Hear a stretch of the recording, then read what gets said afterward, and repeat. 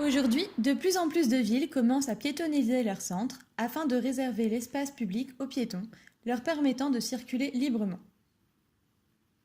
Au cœur des questionnements de la ville, ce processus présente certes des avantages, mais aussi des inconvénients. Une question se pose alors. Est-il possible de rendre la ville entièrement piétonne? À Marseille, nous avons de nombreux exemples.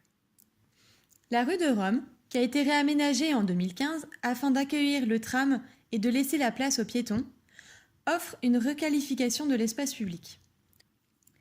Bénéfique à la fois pour les commerçants que pour les usagers, l'espace est dépourvu de l'euphorie des voitures, donc plus sécurisé et moins bruyant.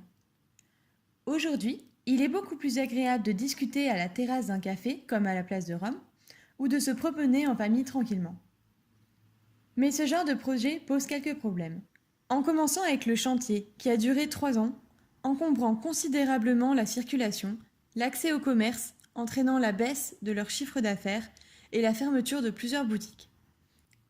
De plus, la ligne de tram reprend celle du métro en dessous, ce qui remet en question la priorité d'un tel projet par rapport à son emplacement.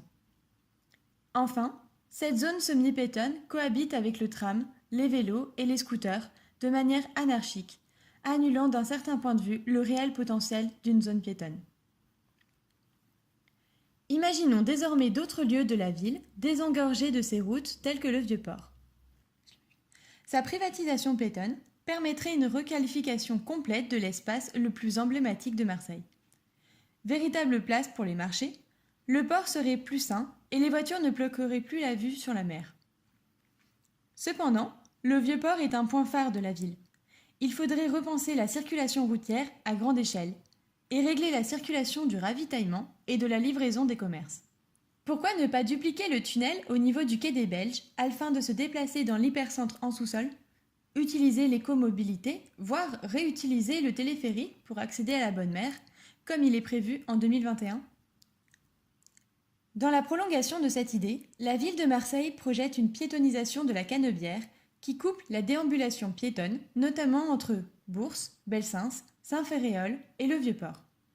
Ce projet proposerait une balade majestueuse allant des Réformés jusqu'au Vieux-Port, en s'étendant jusqu'au quartier de l'Opéra, et permettrait aux habitants et touristes d'utiliser leur voiture seulement pour se rendre dans le centre-ville et non plus pour le traverser.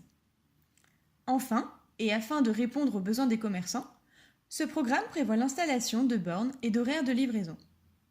À petite échelle, la piétonisation peut paraître simple, mais se complexifie à celle de la ville.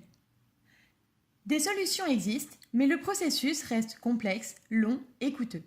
La transition doit également se faire au niveau des habitudes de la population, amenant à une utilisation plus restreinte des véhicules.